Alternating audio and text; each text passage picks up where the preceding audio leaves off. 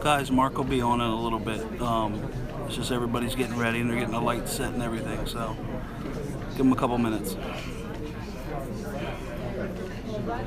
How's the connection looking? Is everything looking all right?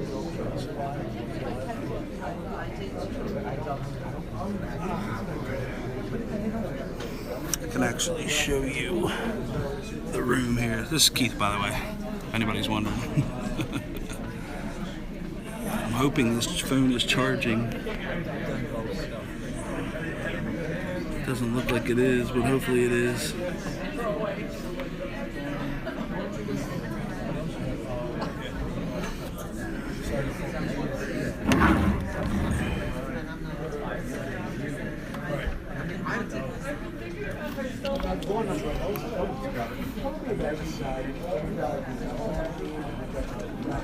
I'm trying to keep it where I can see the chat too. I won't be able to answer you when Mark's talking, but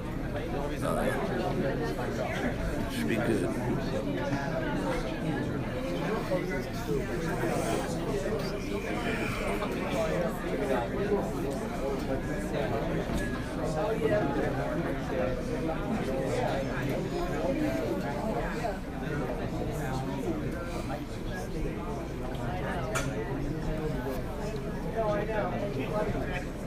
I've seen a couple of things.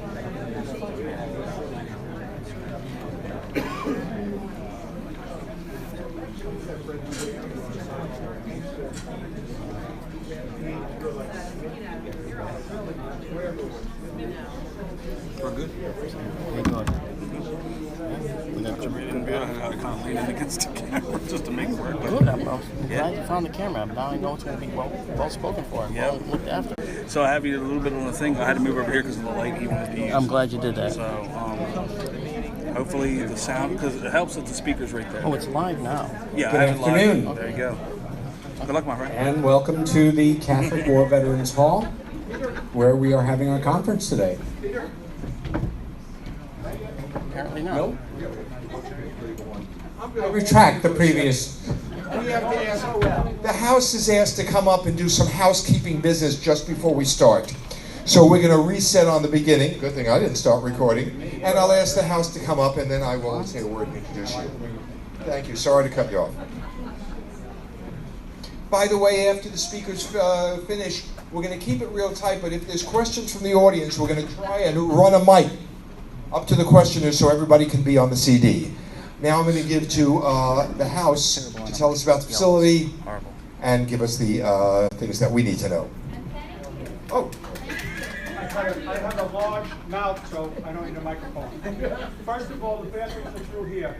The men's toilet bowl, unfortunately... Let me know how it sounded through the microphone, guys. So the men's toilet bowl is not working. In the event of an emergency, we have 3 exits. If you wanted to know what an emergency is, if you see me heading to one of the exits, that's an emergency. That one that you came in, which 90% of you will go out. We have 2 on the side. This one has a ramp, a handicap ramp. This one, if you go out that way, please be careful.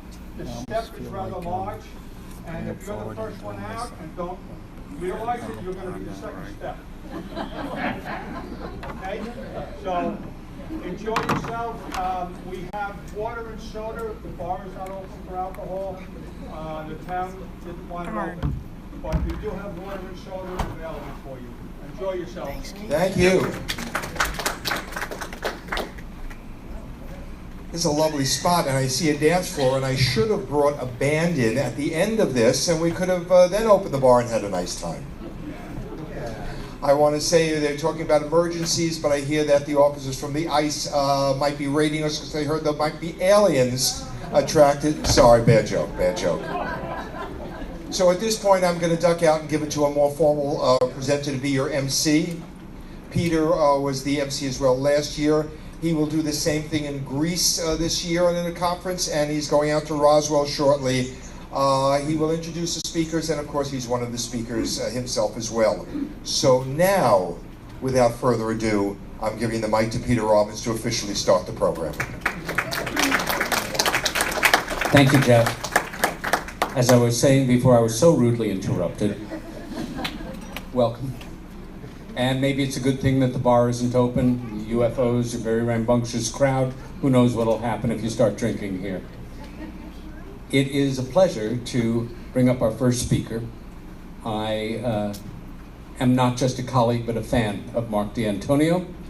He is an astronomer and an anomaly in that field. Most astronomers hate this subject because they feel it was created to embarrass them.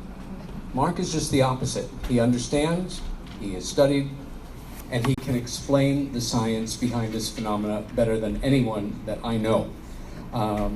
He is MUFON's chief photo and video analyst in the world. He is the voice of reason on two terrific shows on NASA's Unexplained Files and What on Earth.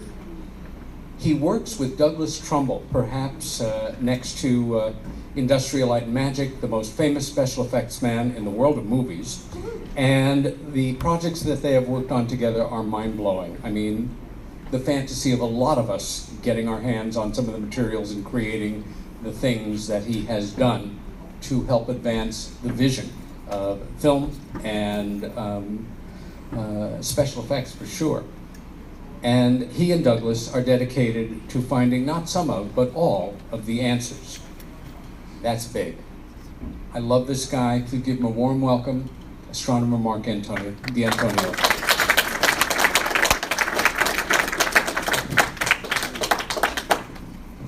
Hey, I should just go home now. I mean, everybody knows, When I wanted to put together a talk, I really wanted to put something together that would actually make sense to everybody, not just other people that know what I know. So I wanted to showcase the anomalies that we've seen on the Earth and ask the big question: could life have found us here from out there? Could they be here? My feeling is that it's possible, and I'd like to kind of go through a little bit about why that is. Now, our world is, we see our world. I mean, we are just a lonely speck of dust in the universe, and if you remember Carl Sagan, he said we are a pale blue dot. Remember? And I loved it. It was great. I was glued to his Cosmos TV show. But see, I was already an astronomer because I knew at age 9 that I was going to go to school for astronomy. And as I said earlier outside, much to the chagrin of my parents, who thought astronomy was a dead end, no one's going to get anything out of that. And it's quite the opposite for me. I feel that I have. And so when we look at the Earth from space, we see that basically we're just a lonely speck. But the question is, could someone find us? And my feeling is that, we think it's happened before, and it's very possible. But the problem is we don't have any real tangible evidence that we can just look at and examine and touch, okay? And that's something that, even the evidence we do have, there's always a question. There's always a naysayer. There's always someone that says, nah, that can't possibly be true, or that can't possibly be, real. And you can't argue with that only because it's possible that they're right. And as people of science, we have to look at the data that we get. And the data is usually a cell phone video, There's a UFO in there, see it dancing all over the screen. I swear I'm not shaking, it was actually how it was moving in the sky. no proof, no reference points. You can't really tell. That's the hard part for us. We don't know what we're looking at many times when we get these. And with the Mutual UFO Network, I get hundreds of videos to watch, and many thousands of photographs.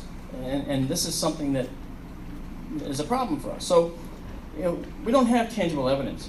But I did want to say that there's plenty of circumstantial evidence. And among the circumstantial evidence are some of the stories and myths that we see here on our own planet that have arisen through cultures. One of these is something that I want to focus on. It's just one particular case, and it's the case of the Wandjina. And it's the Wandjina myth is a mythos that started in Australia, in the Kimberley region of Australia, thousands of years ago. These were beings that were rumored to have come from the sky and live in the water and have mastery of the water. And this is something that is a fascinating myth for me. And I call it a myth because we don't have absolute proof of this. But take a look at the images. These are cave paintings seen in Australia, among the other pictures I showed you before. These images look very much like the images we currently portray in imagery of alien beings, don't we? Right? Large black eyes, strange thing for the nose or the mouth. And this is something that I think is really important. Now, it may not be important, it may be a myth, but as a person of science, we have to explore this, don't we? We have to examine whether it could be real, whether it's possible. And, we all have our opinions on this, okay? Now, according to the myth, two boys were torturing an owl to death. An owl, okay? And it was actually something that caused the death of many Aboriginal people in that area of Australia, because it was rumored that the Wandjina destroyed them for torturing the owl to death. And I've always asked the question, and it's a simple question, was it really an owl? Okay, maybe it was a being. And if you notice, the owl actually, this is something that's also true. In ufology, owls are often mistaken for an alien being. Alien beings are often mistaken for owls on both sides. This is something that has happened. This is not fictional. It's not science fiction. These are the types of things that we pay attention to. So maybe it wasn't an owl. Maybe it was a being. And if that was the case, then the Wandjina, according to the myth, destroyed a bunch of Aboriginal villages because of this in retribution. And now you would think, well, if it's an advanced species, why would they do this kind of thing? We don't know anything about their morality. We don't know how they feel. We have morality. We know what not to do. We know what not to say. But it doesn't mean they do. They don't know anything about us. We don't know anything about their social structure. They might be hive minds where they all communicate together, all right? And maybe we are too. How many in here have thought of a friend they haven't heard from in 20 years, and then all of a sudden the phone rings and it's that friend, right? Those types of things are real, and this stuff happens. So maybe we're in the early stages of a hive mind process. We don't know. So it could have been an owl, or it could have been a gray alien. No one will ever know, and that's part of the fun. Now, we have a lot of legitimate reasons to think that we might have been discovered by other aliens, okay? But one of the things that we like to do is we like to find other worlds like our own. Well, the question is, how do we find other Earth-like worlds? And why only Earth-like? Well, I answer that this way. We're the only template we have. We don't know any other type. We don't know any other type of life form other than what the Earth has produced. Now, you've heard of the news about Saturn's moon Enceladus, hands? Okay, Enceladus, right. Enceladus is a small 300-mile diameter moon around Saturn. And as it rotates, moves around in its orbit around Saturn, it's tugged on by Dione, which is a moon that's a little farther out. Over time, over billions of years, that orbit of Enceladus has become an ellipse, not a circle. Well, that means that at some points, Enceladus is a little closer to Saturn, and then as it goes out, it's a little farther away as it goes around. Each time it does that, the moon is being flexed by Saturn's gravity. And as it does that, it heats up the interior. And as it does that, the ice and liquid, or the ice inside of Enceladus, is made liquid.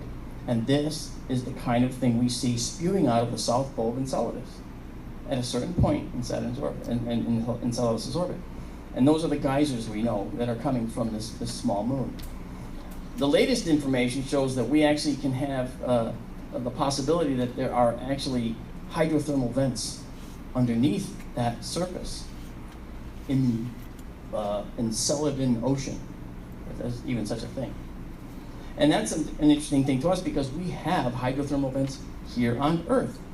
And they're host to all kinds of life. Life that doesn't use photosynthesis like plants, but chemosynthesis. They gain their energy from chemical interactions. That is cool. Now, so we want to find other worlds that are like the Earth. Enceladus isn't like that. It's not even a world that qualifies as a world. It's only a moon. But with the exoplanet study we're doing, we're trying to look for another Earth-like world. In the process, we have to find ways that life can grab a tenacious hold here in our solar system, and that's what this is about. That's what this research is about.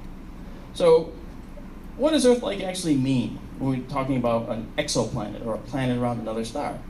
Well, it means that the planet is in the habitable zone. It's just enough distance from its star where that habitable zone around the star is that Goldilocks zone, and I'll define that in a minute. All right? It has liquid water on the surface to be Earth-like in our view. All right? I'll be coming back to that. And it has a stable star system. You'd be surprised to know, perhaps, that many of the stars we know have planets are also extremely tumultuous. They have radiation outbursts that are very, very high in the ultraviolet and can be something that can strip an atmosphere away from a young planet. So there are problems associated with finding life around all these many stars. But to this end, we want to try and find the greatest potential location for a planet, and that would be in the typical habitable zone of that star. Now, what do we mean by the habitable zone? It's this. We have we have an area where the Earth is at like 1 astronomical unit, that's 93 million miles from our sun. But it's the area where the planet can be in a moderate temperature zone. For us, keep in mind, this is all about human beings like us. Now, there are extreme forms of life that can survive in hot springs and can survive in Arctic conditions at the other end. Creatures like that aren't intelligent creatures, but here on this planet, our intelligence has elevated us to the point where we have basically been able to abstract ourselves from the hot and the cold and offer ourselves some shelter from it. So if we take that up about 1,000,000 notches to a civilization that's more advanced, then perhaps they could get a toehold on a planet that we could absolutely not survive on. But they might be able to do it. So we have to think in terms of not like us in order to find other worlds like us.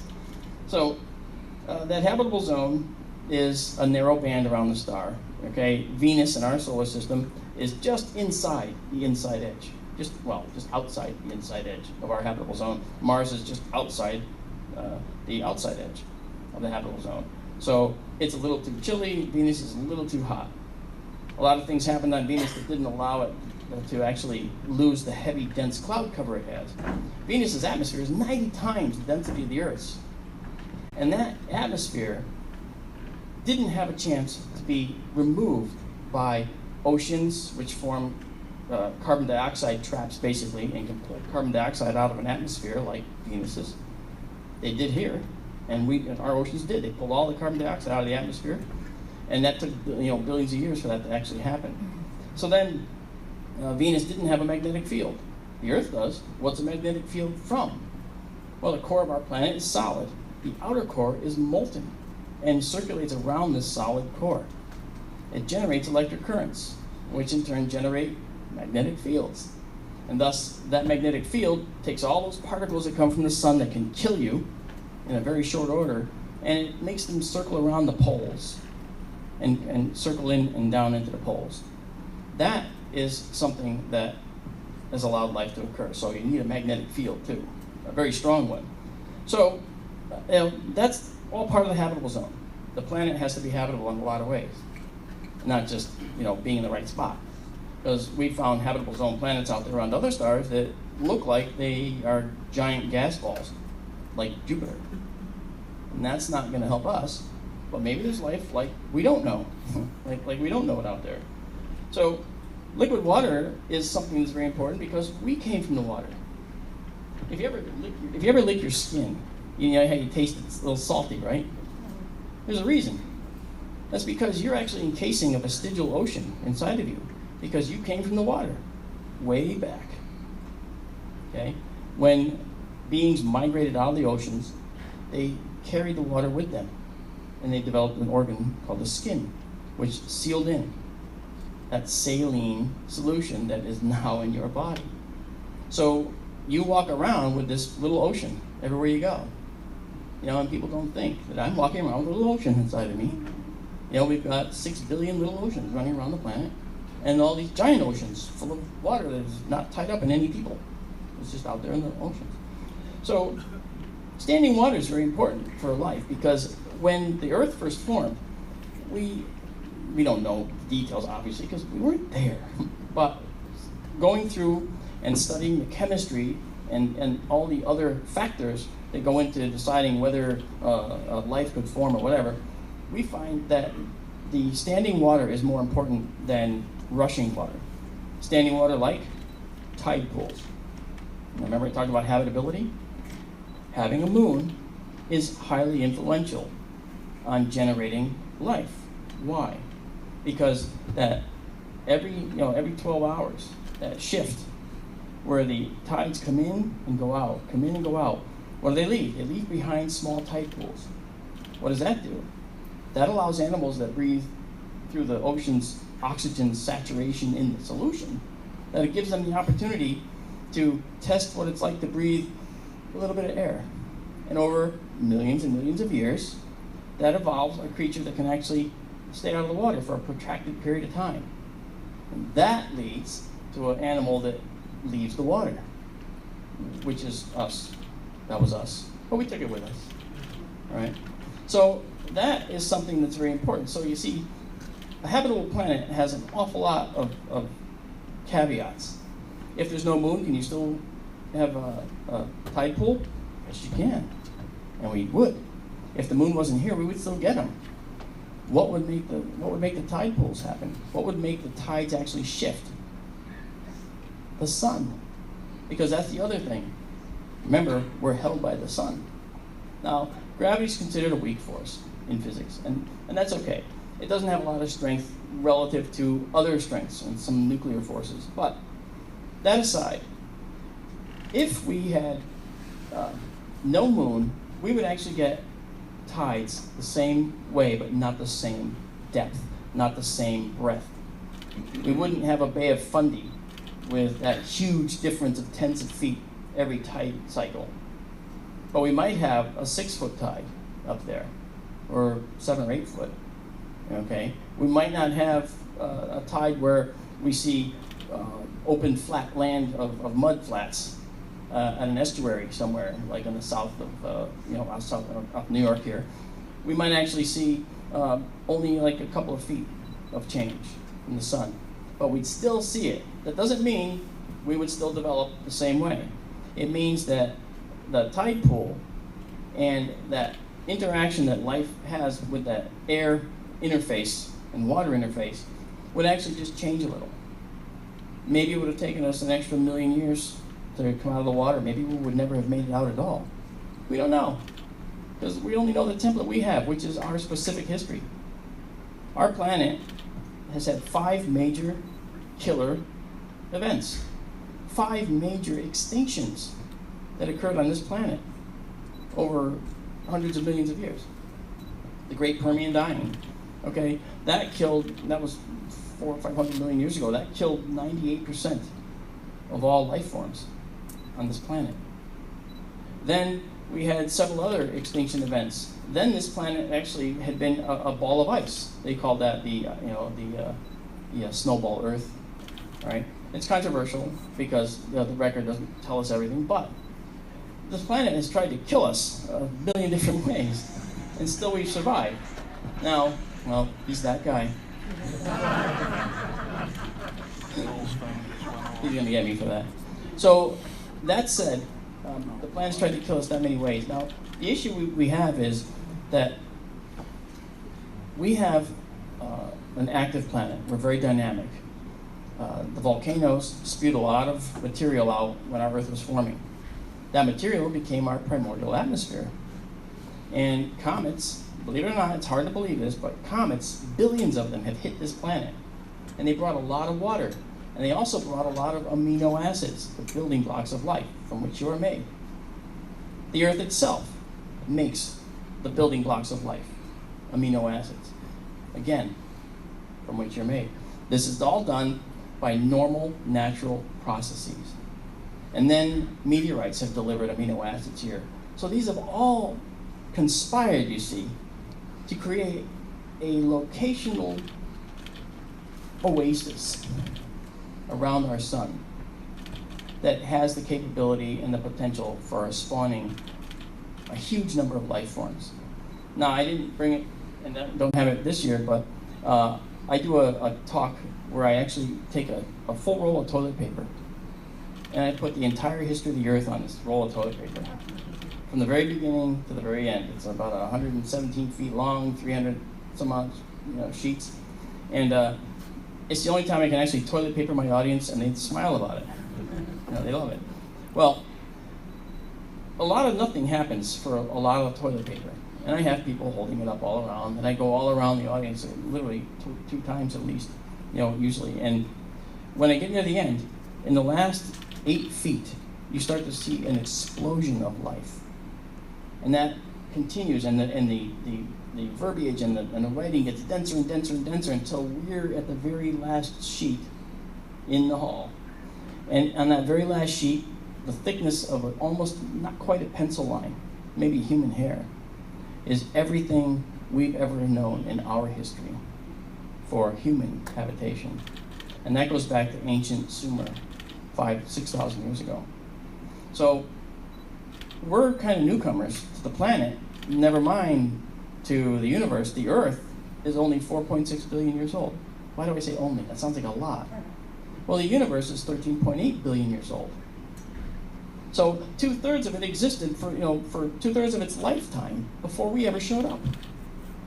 So it's possible that these conditions that I'm talking about have been met over and over and over and over again, and that other beings have arisen, fallen, moved off their planet, colonized.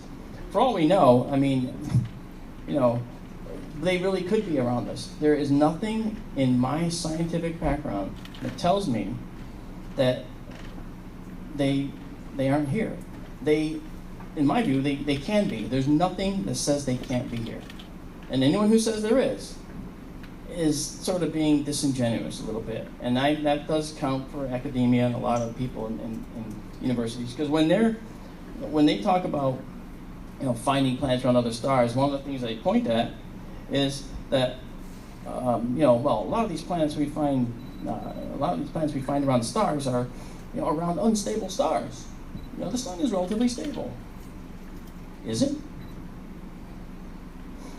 The sun has sent off extremely damaging and dangerous flares. Not just one, millions of them over the course of its lifetime. And the fact is, those flares, every one of them that were of a certain level, could have killed all of you. But our magnetic field protects us by spiraling those highly charged particles down into the poles. So the sun isn't that stable. Right now, it's really quiescent. There's nothing going on the star right now. It's sort of boring. Okay. There's no sunspots of note. There's no real big prominences bouncing off the edge. I check these things. Yeah, I have no life. What can I tell you? But the thing is that what we notice from all this is that the star doesn't have to be fully stable. as long as the planet can fulfill a certain number of conditions, like protect the potential inhabitants. And to do that, it would require it to be, obviously, magnetically protected. Ours is. Mars is not. Venus is not. Okay? And so, therefore, we're the best candidate. But here on Earth, we have extremophile life that exists in the most unbelievable areas. The hostility of the conditions that some of this life exists in is something that would make you feel like, oh, I don't even want to go there. A sulfuric acid pool full of bacteria thriving. A deep ocean vent, 2,500 meters down in the bottom of the ocean off Oregon, along the Fuca Ridge. Okay, where there's an oasis of life, where methane-eating bacteria are enjoying themselves as they get gobbled up by clams that are filter feeding them and tube worms that are 6 feet long, which have hemoglobin, by the way. And it's all chemosynthetic life. This is new stuff for us, and that was found in the 70s. That's relatively new for humankind. I mean, that's like a minute ago for humankind. So, our star will throw all these curves at us, as any star does, where there might be planets, but that star can still support life. Ours does. Shh, don't tell them. So, when we talk about these, we have to ask, well, what kind of stars are there out there? What are we talking about? Well, this chart kind of details it, and I'll kind of go a little quick through it. We classify stars by what's called a spectral type, all right, and a spectral class. This spectral class across the bottom, it goes from OBAF to GKM. That's the standard one. There's a few more, but these are the primaries. Now, most of the planets are located around this type star, M stars. Notice the color. It means they're very cool, as in cool, but also low temperature. And so they're ultra-cool dwarfs, they're called. Now, who would call a star a dwarf? I don't know, but our star is a dwarf too. It's only about 1 million miles across, just under. That makes it a dwarf. The concept of the dwarf versus giant is something that astronomy has battled with for decades. But a dwarf star is one that's burning normally. And what's normally? Taking hydrogen gas, its primary constituent, and turning it into helium, right? That hydrogen to helium process is typically called the proton-proton chain, blah, blah, blah. You learn all about it if you want to get into it and really make your brain explode. But the fact is, when a star utilizes that process, it's burning normally. And that normal process puts it in a place called the main sequence, which is that line that starts up at the upper left and goes down to the lower right. And the hottest stars, these O stars, are absolutely phenomenally hot, but they only last a few 100 million years. So there's no chance that any planets could form around those, because they're actually emitting such high amounts of radiation. The solar wind, charged particles are so violent, they clear out any potential solar system. They push that material right out. Now, O-type stars are the biggest. They also last the shortest amount of time, like I said. And when they die, they don't just go, oh, I see now. And they don't just dim out like our sun will. They explode in cataclysmic explosions that we know as supernovas. And supernovas are the reason that our periodic table is filled in part. Every chemical element, every element, in fact, in the periodic table, beyond iron, which is number 26, every element past that is generated in a supernova explosion or by a collision with neutron stars, which are a whole nother world of hurt for the brain, let me tell you. And up to 26, up to iron, those are typically elements that are created in normal star burning. So stars on the main sequence will create those. And that, you say, well, wait a minute. There's so much of that here on the Earth. How did that stuff get here? Did all those stars explode right here in our solar system? No. But the interstellar medium is really good at dispersing material in a supernova. Boom, stuff takes off. Leaves at thousands of kilometers per second from a star. And over a course of a few years, it's going out many, many, many light years because it's traveling, quite fast. So this diagram actually just shows you the types of stars. And typically, it's sort of a consensus that right around type A on, all right, that's where planets can exist. Now, I say that knowing full well that there are some B stars that have planets. B stars are a little less hot than the O stars, a little longer lifetime, but those planets are sterile. They're rocky, sterile environments because the B stars are very powerful. Who knows about the Seven Sisters, the Pleiades, that you see during the winter? The Pleiades, those are all B stars. They're all very powerful. So when people say, I'm talking to people from the Pleiades, you say, that doesn't make sense scientifically, actually. Can you offer me some proof of that? You know, because those are B stars. Those don't actually have normal stellar winds. They're very high and they're very energetic, and they scour and can sterilize a planet. That's our understanding to this point. So we think that from A-type stars on that you will find that we have planets, and we notice that quite a bit. Now, how do we find these planets? Now, back in, I think it was March of 2009, am I right? Yeah. March 6th, yeah. The Kepler Space Telescope was launched. Now, Kepler was an amazing device. It had had a big telescope, and it was focusing on a certain area of the sky in the constellation of Cygnus, the Swan, which is a high overhead summertime constellation. And it was looking with this image sensor. This sensor's curved, and that's for anyone who knows, that's counters something called the Petzval curvature problem. But never mind that. It's just, you know, it's curved to be able to use the entire sensor to see stars very crisp and clear. And this sensor was on this Kepler Space Telescope along with these things here called control wheels. And you know, they're labeled reaction wheels there. Now, the reaction wheels, the reason I'm telling you this is how Kepler died. The reaction wheels look like this. Okay, I took this picture in Arizona, in Gilbert, at a facility that was building a satellite. It was actually the Google Earth satellite. That's what you're looking at. This is the Google Earth satellite. And those two black wheels there, and then these here, that are hard to see, those are those reaction wheels. And they're like they're spinning weights, disks, like hard drives, basically. And by changing the RPM of those disks, they can actually move the telescope in a very, very precise way. And that's how they steer them. They don't use retro rockets anymore. You know, no.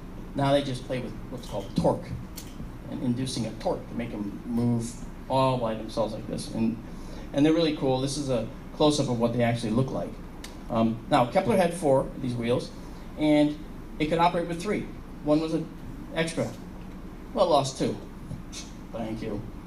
And when I was there in Arizona at this site, they dressed me up in a bunny suit, and I was walking around and taking these photos. But that cord you see dangling from my neck, okay, is not optional.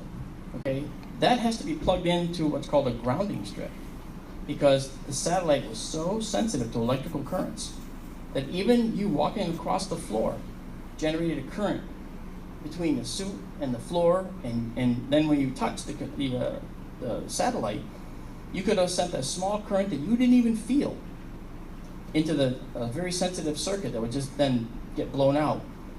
And then you find out about it when you launch, and it's up in orbit and something's not working. So I was there one day, and I had mine plugged in, doing my little photography all around, because my job was to actually build very accurate models of this thing. And I gave a number of people who came out to our observatory, a number of them the other day. But this particular option, you know, is something that has to happen. And one guy walked up to the satellite and got within 36 inches of it. That's the magic number. He got within 36 inches of it and didn't plug in yet. And he plugged in just after that. And they monitor that, believe me. They have cameras and gauges. They know how close you are. He was called into the office and fired on the spot. I was like, wow, that was crazy. I didn't expect it to be so hardcore, but it was hardcore. So, you know, it's not optional. They really try to take good care of these machines because they have to last. And, you know, so what Kepler did was it measured transits, a planet passing in front of its star as seen from the Earth. that little planet would cause a tiny little dip in the light that you see along the bottom there. Boop. That little bite of light that's taken out is imperceptible with almost any technology we have, but it wasn't imperceptible to the Kepler Space Telescope. To give you an example, that light curve taken here on Earth looked like this. Atmospheric problems, all kinds of interference by the atmosphere, molecules of nitrogen getting in the way. But up in space, it's more like this. It's a clear dip, and you can see it a little better. That is how we got the best data, and this is how we found the majority of the planets so far. Now, if they see a dip, all right, and Kepler did survey 100,000 stars in his travels, all right. Okay. Wait, what did it say? It says 10 minutes. 10 minutes. Okay. Okay. Apparently, I started 10 minutes ago. But there's other methods to find these exoplanets. Okay. One of them is used as a confirmation when you actually see a dip in the light, to make sure that this isn't something happening by a machine anomaly or it's a mistake. Then they use another system called Doppler effect. When a train goes by, you hear it, right? You hear the train goes by, right? Changing the sound. Well, the sound waves are being compressed as it's approaching, and then they get longer from you. It takes them longer to get to you as it passes. This is the Doppler effect. It happens with light, too. Light coming at you is made more blue. Light going away from you is made red. And so we can measure that. Microscopic change in the spectrum of a star. And that gives us the spectrum and tells us the speed at which the star is receding from us. Why is that important? Because if a planet's going around the star, there's an imperceptible tug the planet makes on the star, and it makes the star wobble in its orbit. So it's sort of like this. The planet's going around. The planet goes around and tugs on the star, and you end up seeing the star make a little motion. Well, if that motion's toward you, blue, red, we see that. Okay? If it's like this, blue, red, we see that too. This doesn't work. We won't see blue or red this way because nothing's coming toward us or away from us. We have to use another method for that, which is an old-time method. But we also have visual methods. This is the first other star system ever imaged. I got this from the Gemini telescope up in Mauna Kea in Hawaii, and this is showing these planets. Now that black disk is not a black hole. That black disk is actually an instrument called an occulting disk, which blocks the glare of the star and allows the light to be seen very near the star. This is a very exciting image because that first thing you see, just to show you how we progressed, this is an earlier image. This was a few years ago. That close red, that one right here, that guy there is as far out as Neptune is from our sun, and the others are beyond it. Now, that's a huge distance. Seeing closer than that was hard at first. But we're there. We've been doing that. You've heard of the TRAPPIST-1 system? TRAPPIST-1 is a red dwarf. Remember the scale? Very cool, low temperature. It has 7 planets that circle around it. Those planets are all closer to the star than Mercury is to ours. All of them. And they're all, 3 of them, are actually in the habitable zone of that star. That's how low temperature these red dwarfs are. Less than an astronomical unit, less than 93 million miles, less than Mercury's distance from the sun are all these planets circling, and 3 of them are actually in the place where water can exist in the surface. Now, if any one of those 3 has a strong magnetic field and an atmosphere, guess what? Potential life. The star is very energetic, but you know something? It may actually have an atmosphere that can handle it, like ours. Now, if a star is doing this, you don't get the ability to say blue, red, and calculate that speed and confirm that that light curve was produced by something moving around the star and not an instrument error. But you have to use something like this. This is called astrometry. You actually measure the position of the star in the sky and see if it's changing. That is what this does. So we find these things by a variety of methods. Here's one of the later ones that you've seen. This is called it's gravitational microlensing. If you have a star way out there, way out there. And then nearby is another star with planets going around it. And you're out here watching past that star, and you see the star in the background. It's very specialized geometry. Then the light from that distant-most star will get curved by the planet moving around the star in the foreground. That's the microlens. And it makes a weird ring of very faint light around the star. It's amazing and to see it. And so that's another technique we use that's harder to match the geometry because you have to have everything in alignment. But you know what? There's a lot of stars out there. And there's usually another star out past the stars we are suspecting have planets. So if you're interested, you can get online and go to the Open Exoplanet catalog. Or if you have a cell phone, you can go download Hanno Rain's application called Exoplanet. I've talked to Hanno a few times, he's a great guy. And this application will give you all the latest and greatest. If you went in there now, you'd see TRAPPIST-1 would be listed in there. This picture's a little bit older, by about a week. But we found about the actual official number is somewhere like 3,800 and change of these stars that have planets that are, just planets. As far as habitability, now we go and we extrapolate that statistically, and we say, well, statistically, there might be either 100 or 400 billion stars in our galaxy alone, and of those, 10% appear to have planets that are in the habitable zone of their star. That is life like us. Okay? So at 10%, I'll take those odds. I will take those odds. And I'll tell you, with where we're going with our science, the James Webb Space Telescope is going up next year. That telescope will have the ability to peer into the atmospheres of these exoplanets and give us ideas. If maybe it sees water vapor in an atmosphere around the habitable zone planet. Well, that means that it probably has a water cycle on that planet. The water cycle you always hear about, right? The water gets taken out of the air, goes into the ground, evaporates, goes back to the sky, comes back down, starts all over again. Well, that can happen around another planet.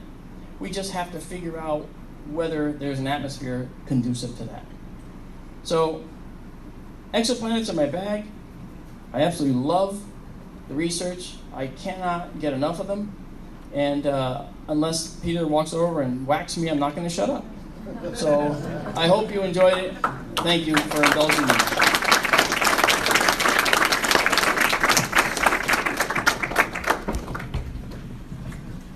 Thank you, Mark. And I wouldn't harm you, even if you ran over a little bit, I promise. We're going to take a full 15-minute break right now. Let me remind you that although Travis is not here right now, I expect when he gets here, he will have some books. I have some books, too, that I've written at the back table there. You can help support Kat Thorvaldsen in her work by buying one of her posters. And otherwise, we will be back here in 14 and a half minutes for our next speaker. Oh, great. Don't mind me. Take questions now from anybody that's interested as we make the changeover. Actually, Peter, let's do questions separately.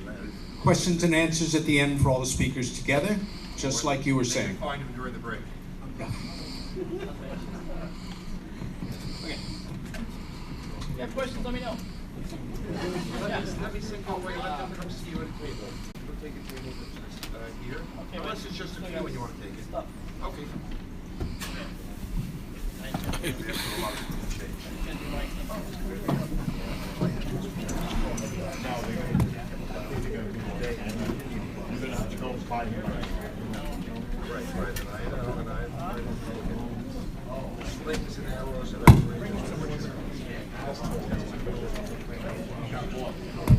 Testing, testing, 1 2 1 2 1 2 testing. Okay guys, this is Keith here. I'm actually going to end the stream for Mark's channel right now since it's a switchover. I'll probably end up going live on the P&K channel in a little bit, just so you know. Alright, so thanks for tuning in. And hopefully he'll be doing a lot more of these talks live streamed on his YouTube channel. So, alright guys, we'll finish up. Thanks.